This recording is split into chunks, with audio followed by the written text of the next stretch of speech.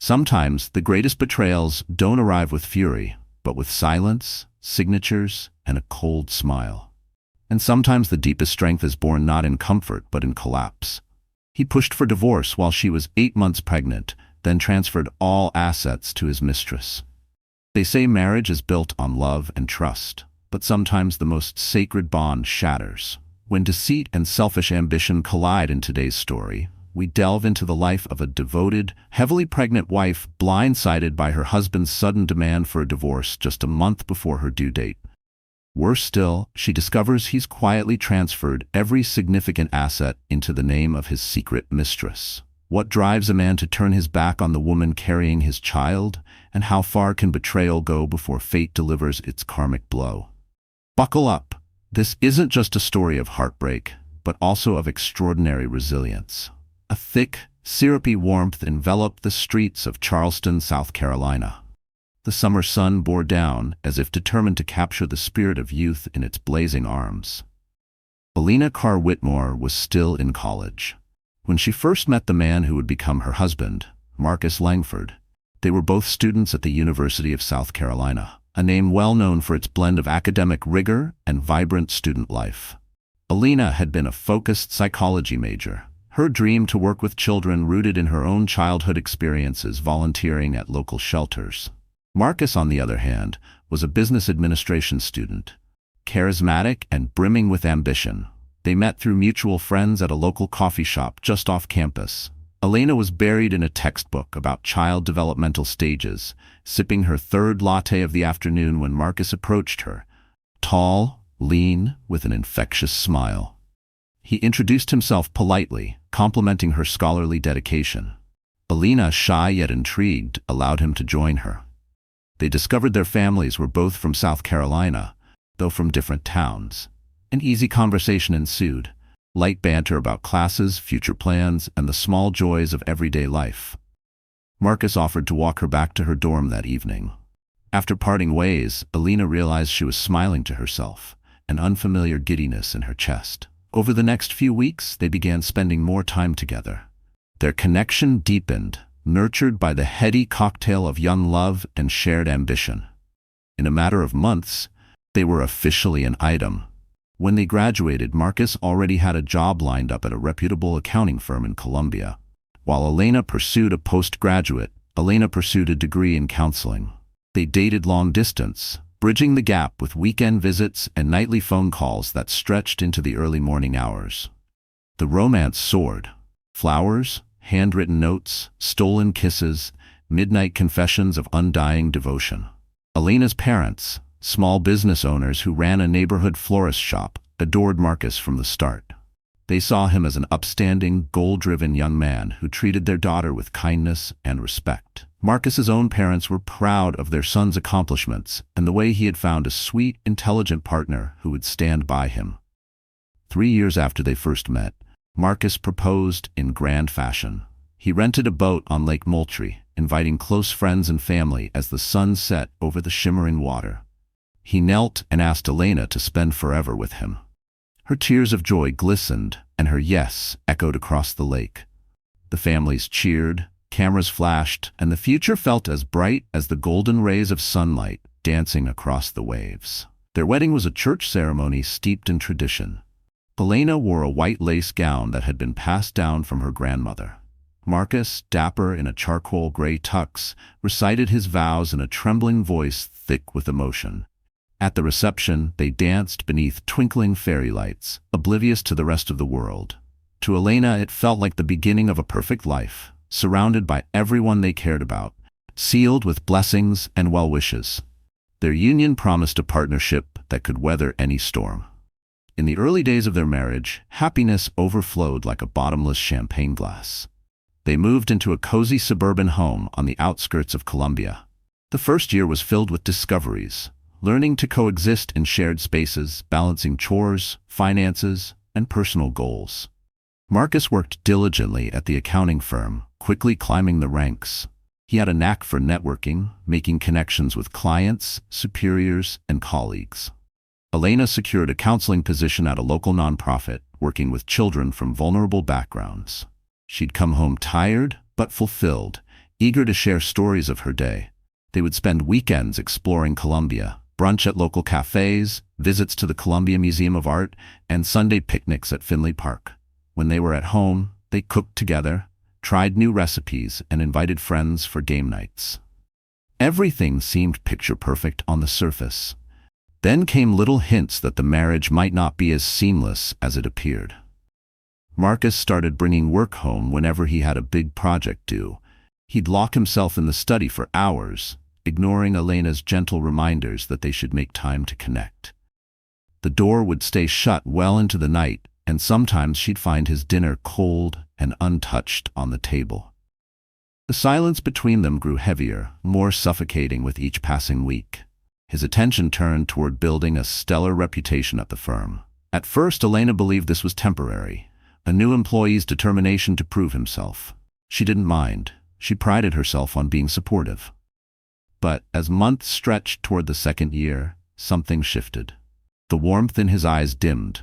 The way he touched her, once spontaneous and affectionate, became absent-minded, mechanical. Marcus's late nights became more frequent.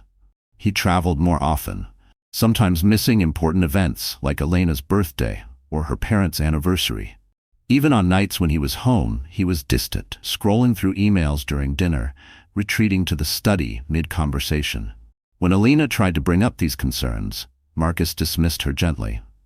"I'm doing this for us," he would say, insisting that the long hours were necessary to secure a better financial future. Elena remained patient, telling herself that sacrifices were part of building a successful life together. Still, the words began to feel hollow. Promises made in the dark didn't hold in the morning light. Yet something gnawed at her. It was in the way Marcus would lose patience quickly, snapping at small things like a shirt not ironed perfectly or dinner not ready on time. He would sigh loudly, mutter under his breath, slam a cabinet door shut without looking at her. Apologies became rare. So did eye contact. Over time, Elena observed a slow shift in his demeanor. His once gentle approach turned more curt and demanding. Even so, Elena reasoned that stressful work could do that to anyone. She made excuses for him, determined to keep the peace. She told herself it was just a phase. But sometimes in the quiet moments before sleep, she would wonder, was she already losing him? When they were near their third anniversary, Elena found herself daydreaming about motherhood. She loved children. Each day at her counseling center only strengthened her longing to have a child of her own. Marcus was initially hesitant. He wanted more financial stability, a bigger house, a promotion at work.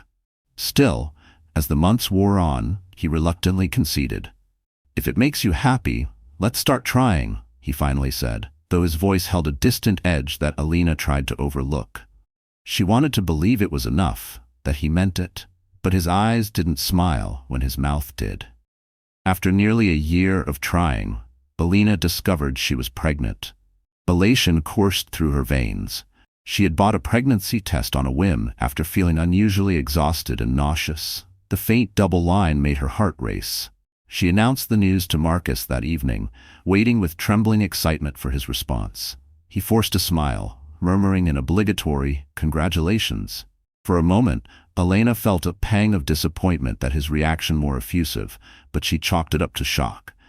He'd adjust, she told herself. In the coming weeks, Elena's body changed rapidly. She experienced morning sickness, cravings, emotional ups and downs. She expected Marcus to show more involvement, perhaps accompany her to prenatal checkups, read baby books, help plan for the nursery, but he was increasingly absent. Another big project had landed in his lap, requiring late hours and even weekend work. Anytime Elena tried to pull him into baby discussions, he would nod mechanically, say he was tired, and promise to talk about it later. The promises never came to fruition. Her excitement about becoming a mother was met with silence, or worse, disinterest. Slowly, Elena took the reins of all baby preparations alone, picking out crib designs, comparing hospital options, drafting birth plans. Her mother helped. So did a few close friends. But she felt her husband growing more distant each day. It was as if she was preparing for this child alone, both physically and emotionally. The final blow came around her 6th month of pregnancy, when she started noticing credit card receipts and bank statements that didn't match their usual spending habits. restaurants they hadn't dined at, fancy boutiques in neighborhoods Elena never frequented, even hotel stays in the city. Each discovery felt like a dagger, a quiet scream beneath the surface of her composure. Confronting Marcus always led to a swirl of excuses: client meetings, networking dinners, out-of-town conferences. Elena's suspicion grew but remained overshadowed by her love and trust. After all, they had pledged their lives to each other. She reasoned that maybe his firm was footing some of these bills, or that these were standard business expenses. With the baby's imminent arrival, Elena tried to avoid stress. She told herself she was overthinking it, that love sometimes wears the face of sacrifice. Instead, she immersed herself in the unborn child's future, hoping Marcus would snap out of this phase once he held his baby in his arms. She clung to that image like a lifeline. Little did she know, the cold storm of betrayal was already swirling overhead, just waiting to strike. It happened one morning when Elena was 8 months pregnant, her belly round, her ankles swollen, her sleep restless. She woke up craving orange juice, only to find Marcus already dressed in a suit, pacing the living room. "We need to talk," he said tersely. The air crackled with tension. Elena's heart lurched. She had been preparing breakfast, trying to appease a rumbling hunger, but lost her appetite. In that moment, she turned off the stove and joined him, bracing herself. She'd assumed this would be about finances or a sudden relocation for his job. Instead, Marcus's words sent her reeling. "I want a divorce," he said, his eyes cold and unyielding. Elena felt all the blood drain from her face. She stared at him, struggling to comprehend. "A divorce? Now? I'm 8 months pregnant, Marcus. Please tell me you're joking." His response was mechanical, as though reading from a script. "It's just not working out. We've grown apart. I've already prepared the necessary papers." For a moment, Elena clutched the back of a chair to steady herself, her legs trembling. "Why? We can talk about this. We can go to counseling. Anything. Just why now?" Marcus exhaled sharply, his impatience rising. "Don't make this difficult. The sooner we make a clean break, the better. You have your life, and I have mine," Elena pleaded, her voice cracking with emotion. "This can't be real. We have a child on the way. How could you do this at a time like this?" Marcus didn't answer. Instead, he shoved a pile of paperwork toward her, urging her to sign. Elena refused. She couldn't imagine dissolving her marriage mere weeks before giving birth. She demanded an explanation, but all Marcus offered was a vague statement about irreconcilable differences and a dismissive, "My happiness is important too." The words hit her like a slap. Her happiness? Her needs? Did they ever matter to him? Elena couldn't stop the tears streaming down her cheeks. Fear, anger, and bewilderment all churned in her chest. She felt physically ill, faint with betrayal. She gripped her stomach protectively, as if shielding the baby from the cruelty unraveling before them. She needed answers, but Marcus brushed off her questions. He jammed some documents into a briefcase and stormed out the door, announcing he'd be back later to talk more. For hours, Elena sat on the couch clutching her belly, tears staining her blouse. The silence in the house, once comforting, now felt cavernous, a void that echoed with every shattered illusion. She called her mother, who rushed over, horrified by the news. Together they tried to piece together the puzzle. Why would he do this now? Was there another woman? Had the stress gotten to him? The agony of unanswered questions weighed heavily on Elena's heart. By the time Marcus returned that evening, Elena was prepared to beg, if only for the sake of their child, but Marcus's coldness was unrelenting. He had more shocking news to deliver. He was leaving the marital home immediately and expected Elena to move out soon to allow him to handle property matters without interference. Stunned, Elena demanded to know what that even meant. Marcus simply informed her to expect a formal notice from his lawyer. Over the next few days, Elena discovered the full depth of Marcus's betrayal in small, soul-crushing increments.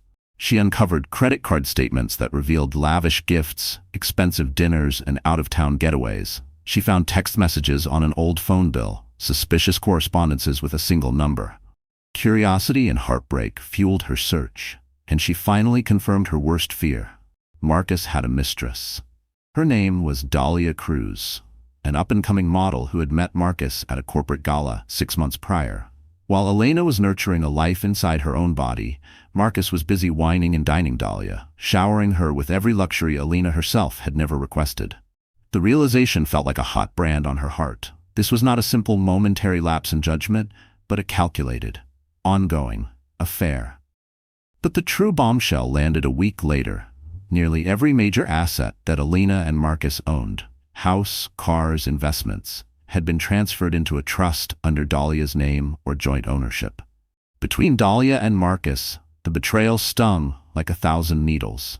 They had combined their finances over the years, each contributing, yet in secrecy. Marcus had manipulated the system and ensured that Elena's portion was locked away from her. Everything they had built together, brick by brick, had been stolen in silence, turned into lavish gifts for another woman. Panicked, Elena called banks, lawyers, even old family friends. She learned that Marcus had, months ago, started the legal processes to shift assets, forging or coercing signatures, setting up shell companies, and funneling money into accounts that Elena couldn't touch. The paper trail was chilling. Her name was disappearing, bit by bit, from everything they once shared. Not only was she facing the heartbreak of divorce during her vulnerable final month of pregnancy, she was essentially about to be left penniless. Her parents were livid, wanting to confront Marcus personally. But Elena, cautious about her unborn child's well-being, didn't want more stress or confrontation that might harm her pregnancy. She sought out her best friend, Jordan, a fierce attorney who specialized in family law. Jordan listened, horrified, and vowed to do everything in her power to protect Elena's rights. But the legal tangle was complex. Marcus had meticulously planned his betrayal. He'd even gotten Elena to sign a few documents earlier in the year, disguised as mortgage refinancing or investment strategy, which in actuality were preludes to transferring ownership. That revelation shattered her. The betrayal wasn't just cruel. It had been calculated, strategic, and masked behind a smile. Jordan did some digging and discovered that Marcus was about to file a petition to expedite the divorce, claiming Elena was unstable and financially irresponsible. He cited the unborn child's fatherhood as a separate matter he intended to address, but made it clear he had no intention of remaining in the marriage. Jordan prepared a counter-strategy, but she warned Elena this would be a grueling fight. A war not just over money, but over dignity, over truth. Meanwhile, Elena's health took a turn for the worse. Stress skyrocketed her blood pressure, forcing her doctor to recommend bed rest. Each day she felt the baby moving inside her, both a source of immense joy and a stark reminder that she had to stay strong. She whispered to her belly at night, promising the child within that no matter what happened, she would protect them.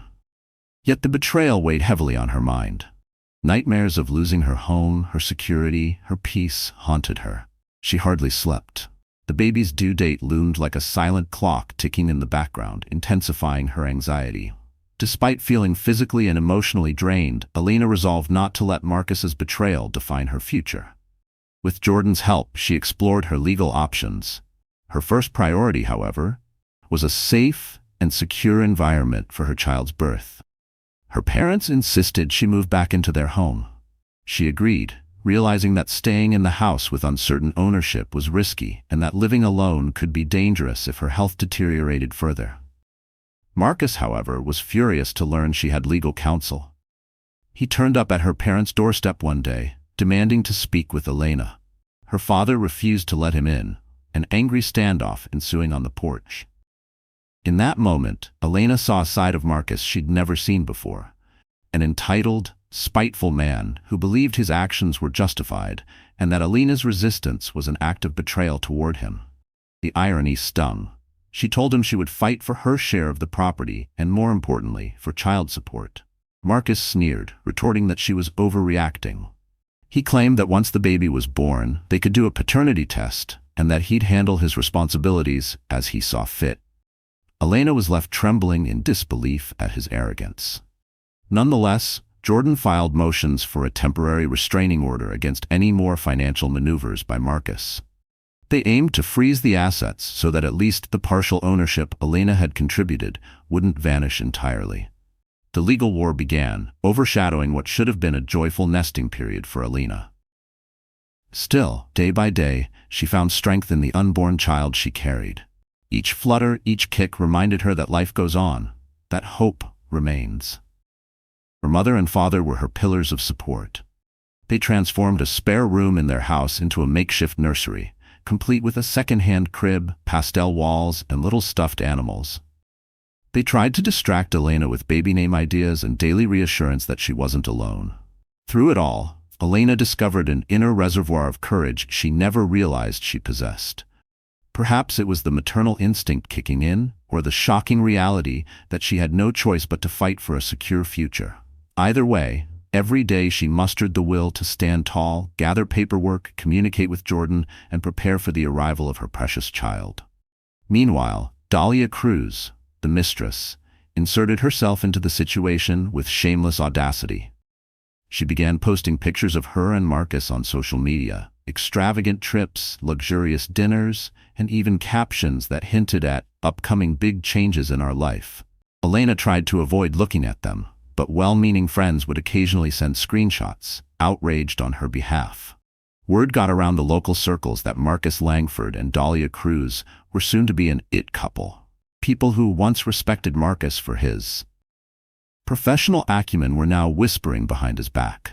The scandal of leaving a heavily pregnant wife was difficult to sugarcoat, and while some might not vocalize their disapproval publicly, especially his corporate peers, Elena sensed a shift in the general attitude.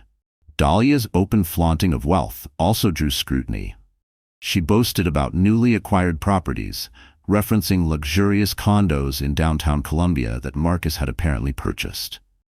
Jordan identified these as potentially the very investments Elena's money had helped acquire. The blatant bragging lit a renewed fire under Elena's resolve. Anger mingled with heartbreak, fueling her determination to see justice done. Friends of Marcus's parents also got wind of the situation. His mother, Margaret, attempted to reach out to Elena, apologizing tearfully for her son's actions. Margaret insisted she had no idea how this had happened, that Marcus was not raised to treat family like disposable commodities. She offered whatever help she could, but Marcus had severed many ties, ignoring phone calls and messages from his own family. Elena appreciated Margaret's remorse, but remained cautious.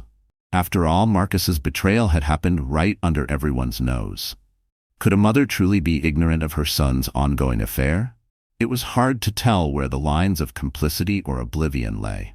The press of time weighed heavily on Elena. Any day now, she could go into labor. She had nightmares of giving birth alone, or worse, having to face hospital bills without secure finances. Jordan reassured her that her medical insurance was still intact, at least for the moment, and that they were petitioning the court for emergency spousal support based on the unborn child's well-being. In the midst of the turmoil, an unexpected ally emerged. Marty Fletcher, a senior partner at Marcus's accounting firm. He reached out to Elena one evening, politely asking for a meeting. Initially wary, Elena and Jordan agreed to meet him in a public cafe. Marty was a seasoned professional in his mid-50s, with kind eyes and a somber demeanor. He explained that he had mentored Marcus when he first joined the firm. "I've always been proud of the talent he showed," Marty lamented, sipping his coffee. "But I can't condone what he's done to you. I also can't pretend ignorance about certain questionable activities related to the firm's clients." Elena's heart pounded. Was Marty indicating that Marcus hadn't just betrayed her personally, but possibly had some unethical dealings at work? Marty lowered his voice. "I've been going through records. There are discrepancies in Marcus's handling of a few high-profile accounts, transactions that suggest he might be skimming funds or diverting them into private ventures. If you have a forensic accountant look into your shared finances, you might find a direct link. Some of these accounts," he added carefully, "involve clients tied to international investments. If this blows up, it won't just affect him. It could trigger regulatory attention." Jordan was immediately intrigued.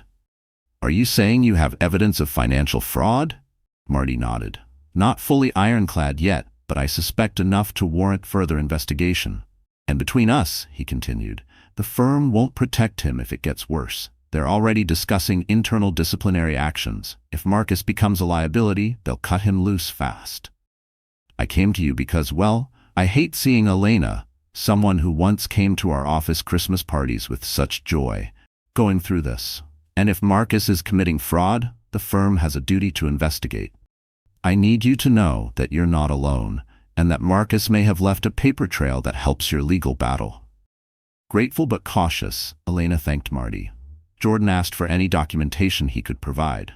Though Marty had to protect the firm's interests, he agreed to discreetly share non-confidential details that could lead Elena's forensic accountant in the right direction.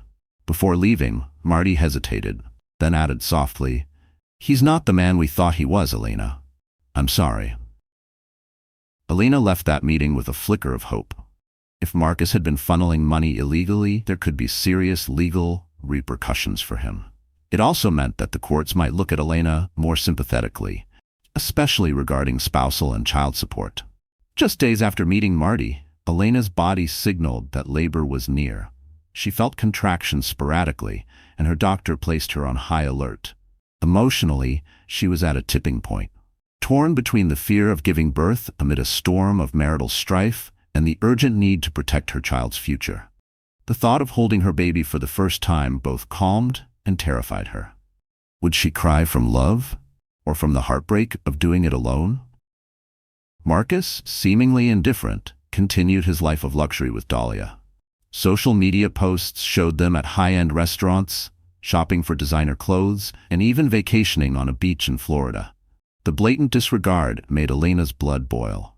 Jordan advised her to keep calm, to focus on her health. "He's digging his own grave, legally," Jordan insisted. "The more he flaunts ill-gotten wealth, the bigger the backlash." One late evening, Elena's water broke. Her parents rushed her to Lexington Medical Center in downtown Columbia, a well-respected medical institution. Her labor was grueling, lasting nearly 19 hours. Fear mingled with excitement, overshadowed by the heartbreak of not having the baby's father by her side.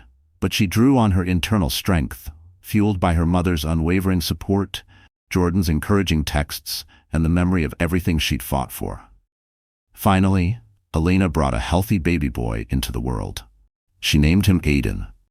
Holding him in her arms, tears streaming down her face, she felt an overwhelming surge of love.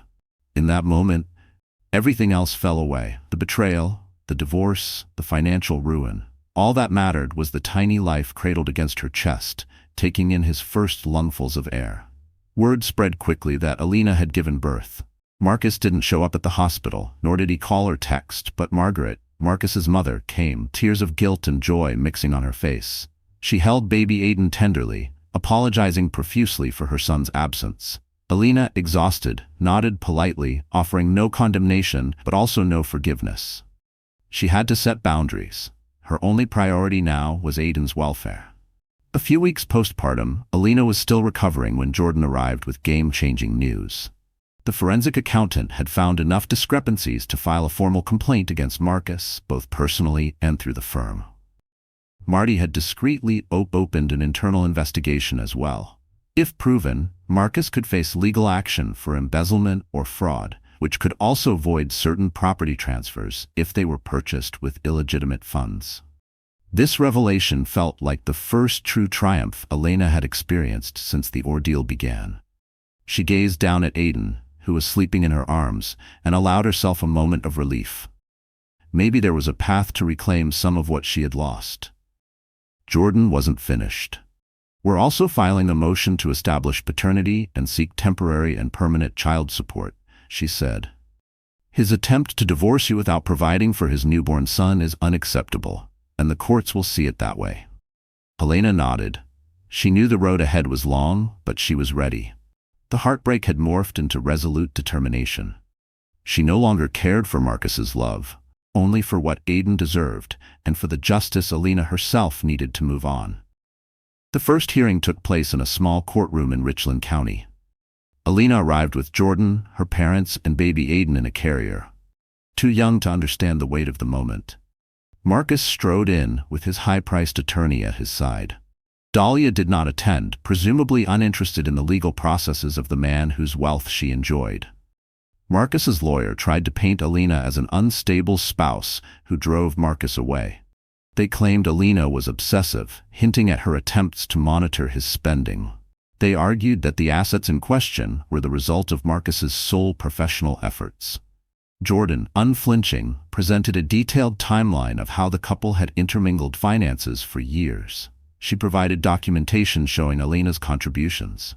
She also introduced the suspicious transfers and triggered the mention of potential workplace fraud. Allegations the judge, a sharp-eyed woman, cut through the noise to address. She ordered a temporary freeze on all assets pending further investigation. She also ordered Marcus to pay temporary child support and demanded a paternity test, a simple step given everyone knew the truth, but recognized the legal necessity. Marcus's face was a storm cloud of anger. He hadn't expected Elena to come prepared, let alone find holes in his carefully orchestrated plan. His jaw tightened, his knuckles white as he clutched the table. His eyes didn't meet hers. Not once. In that moment, it was clear. He no longer held control of the narrative. As they exited the courtroom, Jordan turned to Elena with a tired but victorious smile. It's a long fight ahead, but today was a good start. Indeed, Elena felt a sense of empowerment she hadn't felt in months. Holding baby Aiden, she realized she was no longer the helpless victim. She was a mother, a fighter, and she had no intention of backing down. Something shifted in her spine that day. Resolve hardened like steel. While the legal wheels turned, Dahlia's patience seemed to wear thin. Whispers circulated that she was pressuring Marcus to finalize the divorce quickly so they could marry and legitimize their relationship in upper social circles. She wanted more. She wanted the status of being Mrs. Langford, not just a well-kept mistress. But with Elena's legal pushback and the asset freeze, Marcus wasn't in a position to lavish Dahlia with the same level of luxury. Unexplained bank holds and sudden restrictions on large expenditures vexed her. She began to see that Marcus was less the endless golden goose she'd believed him to be. The sparkle in his gifts dimmed quickly when matched with legal complications and limited funds. Rumors reached Elena that Dahlia had started flirting with other wealthy men at the parties she and Marcus attended. She was simply hedging her bets. If Marcus fell from grace, she wanted a backup plan. Dahlia wasn't built for struggle, she was built for spotlight. And Marcus's light was fading fast. Elena initially refused to engage in such gossip, preferring to keep her head down and focus on Aiden. But Jordan insisted they'd pay attention. If Dahlia and Marcus parted ways, that might simplify the asset investigations. Sure enough, cracks appeared in their public facade. Passive-aggressive social media comments, the sudden disappearance of couple photos, and cryptic posts from Dahlia about disappointments and cutting losses. Within a few months, Dahlia was seen on the arm of a different millionaire, an older, influential figure in the fashion scene. Marcus, humiliated, tried to hide the breakup, but word eventually reached everyone. His mistress had essentially used him and moved on, especially once his finances were no longer as fluid. The betrayal he had inflicted on Elena had come full circle. It was a twist of karma that neither Elena nor Jordan could ignore. With Dahlia gone, Marcus's life began unraveling more rapidly. The firm concluded its internal investigation, and while they were guarded about the findings, Marty informed Jordan that Marcus was given a choice: resign quietly or face public charges. In the end, Marcus resigned, hoping to dodge a major scandal. But Jordan and Elena's forensic accountant kept building evidence of funds misappropriated from the marital pot.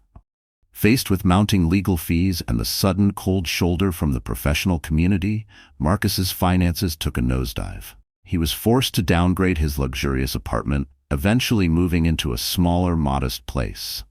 On top of that, the judge handling Elena's case had little sympathy for him. The paternity test confirmed Aiden was his biological son.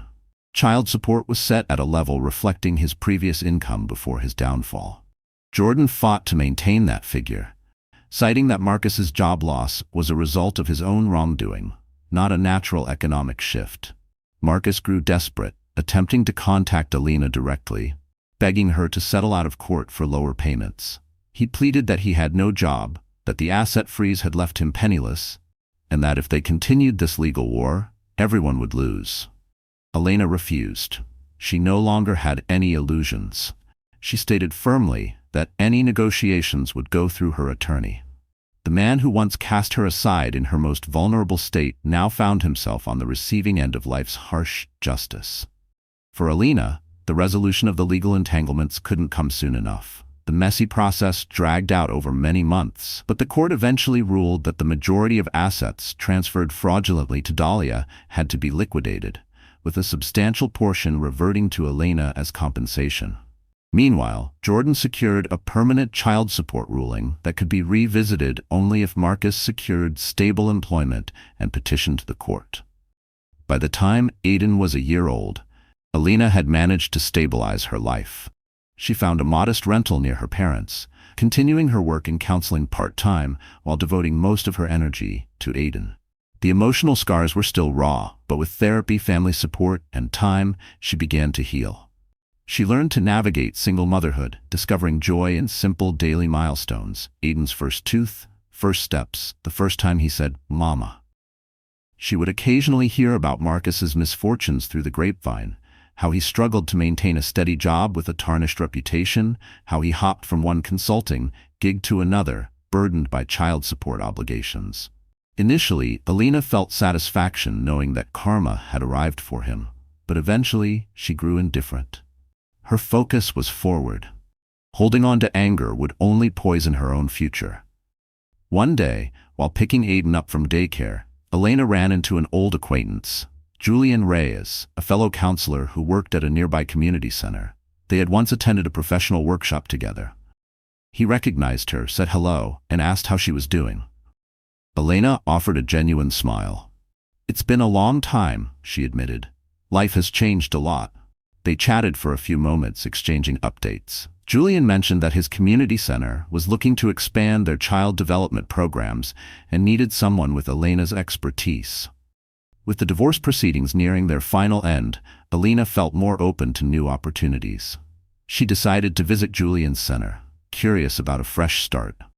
The place was bustling with children, from toddlers to teenagers, each with their own challenges and triumphs. Elena felt an immediate draw. This was the environment she thrived in, where she could make a meaningful impact. For the first time in a long while, she didn't feel like a woman who had been broken. She felt like a woman rebuilding. Over the next few weeks, she interviewed for the position, and to her delight, they offered her a role coordinating family counseling programs. That same day, the final divorce decree was issued. Though Marcus tried to contest many points, the judge ruled largely in Elena's favor. The marriage was legally over, but Elena's future, at long last, felt open and hopeful. It wasn't just a document, it was a release. Standing in her new office, baby Aiden in a playpen nearby, Elena breathed a sigh of relief. The storm had finally passed. The next time Elena saw Marcus was a chance encounter at a grocery store. She was placing a carton of milk into her cart when she spotted him in the aisle, pushing a nearly empty cart, gazing at discounted produce. Her heart tensed. She almost turned to leave, not wanting a confrontation, but he noticed her and walked over. He looked older, thinner, and the confident spark was gone. The lines on his face hinted at stress and regret. His clothes were wrinkled, his shoes worn. He looked like a man fraying at the edges. He peered at Aiden, who was babbling in the child's seat. "He's grown," Marcus said quietly, eyes flickering with something akin to remorse. Elena nodded. "Yes, he has." An awkward silence stretched between them. Marcus swallowed hard as if wrestling with emotions. How are you?" "I'm managing," Elena replied, her voice firm. She wasn't unkind, but neither was she inviting him back in. Marcus shifted, struggling with what to say next. "I'm sorry," he finally whispered, his voice trembling, "for everything." Elena blinked, her chest constricting with mixed emotions. She could say 1,000 things, how deeply he'd hurt her, how his betrayal had nearly destroyed her life, but she just sighed. "You'll have to live with your choices, Marcus. I'm focusing on our child. Please just keep up with your child's support and refrain from making things difficult." He nodded, shame coloring his features. Elena turned and walked away, Aiden giggling at the motion of the cart. In that moment, Marcus looked like a broken man, weighed down by the consequences of his selfish actions. The final blow of karma had landed, and there was no escaping it now. Over time, Elena's new job blossomed into a fulfilling career. She made a difference in the lives of countless children and families, using her own experiences to guide her empathy. She and Julian developed a warm camaraderie, often collaborating on programs to strengthen family relationships and support single parents. Slowly, Elena allowed herself to consider the possibility of happiness beyond the shadows of her past marriage. As Aiden grew, he thrived under his mother's care and the loving influence of Elena's parents. He spent weekends exploring parks, attending local festivals, and learning about the world with wide-eyed curiosity. Elena introduced him to sports, reading, and the arts, wanting to nurture his individuality. She resolved to never let him feel unloved or unwanted, the way Marcus's actions might have once implied. Legally, Marcus remained responsible for child support. He was inconsistent at times, leading to stern reminders from the court, but Elena refused to chase him with anger. If the money came, it went toward Aiden's needs. If it didn't, Elena managed with her income and help from her parents. She refused to let bitterness consume her. Eventually, as Elena's new life took shape, people forgot the scandal of how Marcus Langford had left his pregnant wife for a mistress. They only remembered that she had managed to land on her feet. Elena's dignity and resilience overshadowed the ugliness of what she endured. And though she still carried emotional scars, each day she proved that her spirit was unbreakable. One evening, Elena received a letter in the mail from a lawyer representing Marcus. She felt a twinge of anxiety but opened it nonetheless. The letter explained that Marcus was considering bankruptcy and needed to renegotiate child support terms. Jordan reviewed the document with Elena, shaking her head at the nerve of it. Marcus had run himself into a financial corner, and now he wanted leniency. Elena weighed her options. She knew that if Marcus truly had no income, the courts might reduce the support. But Jordan also reminded her that if Marcus claimed bankruptcy, any fraud-related judgments might not be dischargeable, and he would still owe for child support, which typically cannot be absolved through bankruptcy. The entire situation reeked of desperation on Marcus's part. After a week of reflection, Elena decided not to challenge any basic rearrangements that were lawful and fair. She had no interest in revenge. If Marcus was truly bankrupt, forcing him into a corner wouldn't help Aiden. She instructed Jordan to handle the matter with calm pragmatism. "He made his bed," she told Jordan, "but I don't want to fight for the sake of fighting." Such an attitude further set Elena apart. While her boundaries were firm, she had no intention of letting Marcus off easily if he tried to dodge responsibilities. She also had no desire to become a spiteful, vindictive ex. But that didn't mean her heart wasn't still learning how to trust again. The memory of heartbreak still lingered, but she let time and the presence of love in her life shape her into a more compassionate person rather than a bitter one. Julian's support went beyond professional collaboration. He'd watch Aiden while Elena handled administrative tasks, earning the toddler's enthusiastic trust. Over months of shared lunches, planning sessions, and laughter, Elena noticed a gentle shift in their relationship dynamic. There were moments, fleeting glances, shared smiles, that hinted at something deeper, but she tucked them away, afraid to name them too soon. One Saturday, after a successful charity event for the community center, Julian invited Elena to dinner. She nervously accepted, unsure whether it was merely colleagues celebrating or something more personal. She almost canceled twice. Part of her was scared that letting someone in again would open wounds she worked so hard to heal. During the meal, which was filled with genuine conversation and quiet moments of mutual understanding, Elena realized how much she valued Julian's empathy. She didn't feel rushed or pressured, just accepted for who she was. A single mother with a complicated past. No masks, no judgment, just warmth. At the end of the evening, Julian walked Elena to her car. The chemistry was evident, albeit subdued, rooted in friendship and mutual respect. He hesitated before speaking.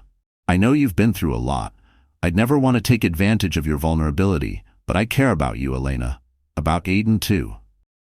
His sincerity brought tears to Elena's eyes. She wasn't ready to jump into a relationship instantly, but for the first time since Marcus's betrayal, she felt a real glimmer of hope that love could still find her. They agreed to take things slowly, letting trust grow at a natural pace, always mindful that Aiden's well-being was paramount. Weeks turned into months as the tangled threads of Elena's legal battle slowly unraveled. Even after she had been granted temporary child support and gained some measure of protection from Marcus's financial maneuverings, the courts continued to sift through piles of evidence and complicated asset transfers. Each new hearing brought fresh waves of emotion, reminding Elena of how deeply she had been wronged and how important it was for her to keep fighting for a fair outcome. At times, Elena found it difficult to stay patient. She was now a mother, juggling the demands of a young child, Aiden's daily needs, and her own healing process. But every time she felt overwhelmed, she remembered the terror she had experienced when Marcus first demanded a divorce at 8 months pregnant, and that memory fueled her resolve. If she had survived that earth-shattering betrayal, she could navigate the slow churn of the legal system. Jordan remained steadfast, meticulously preparing every document and piece of evidence. She refused to let Marcus's high-priced attorneys bury them in technicalities. "I won't allow them to weaponize paperwork," she often said. "We're going to meet every challenge they present, head-on." Her tenacity paid off. One by one, the courts acknowledged Elena's legitimate claims, that her earnings had contributed to their properties and investments, and that the elaborate transfers to Dahlia had been orchestrated in bad faith. The final court date was a brisk winter morning, the kind that made the courthouse steps slick with frost.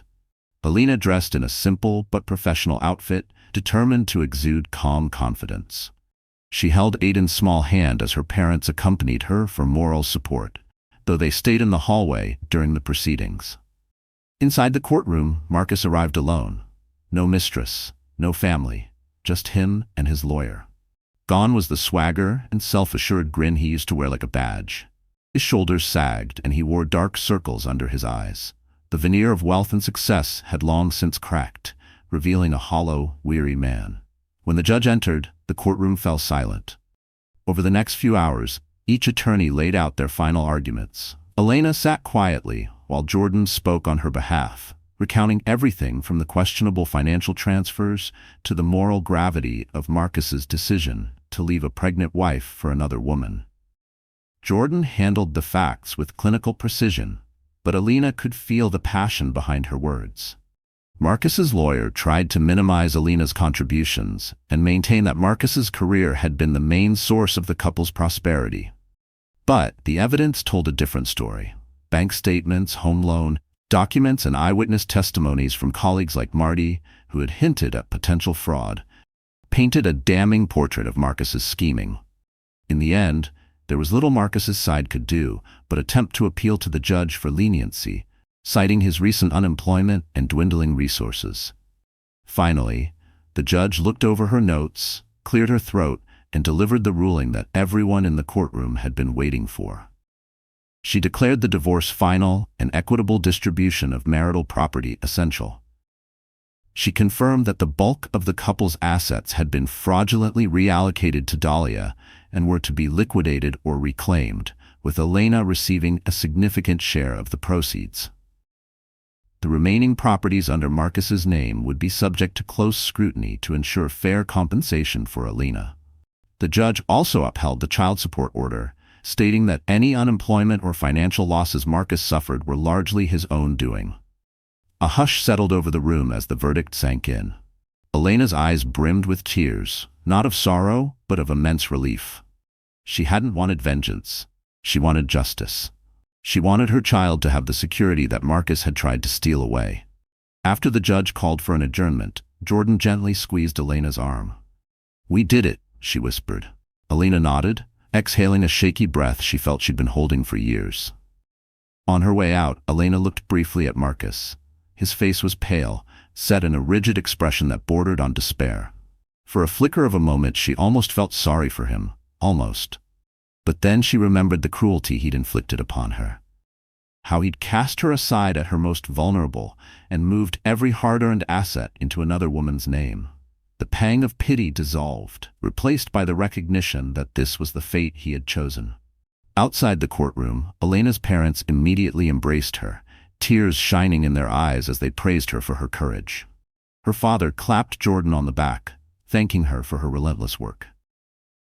Holding Aiden, Elena realized that while the legal war might still generate a few aftershocks, like enforcement of payments or minor disputes, this was the decisive victory she desperately needed.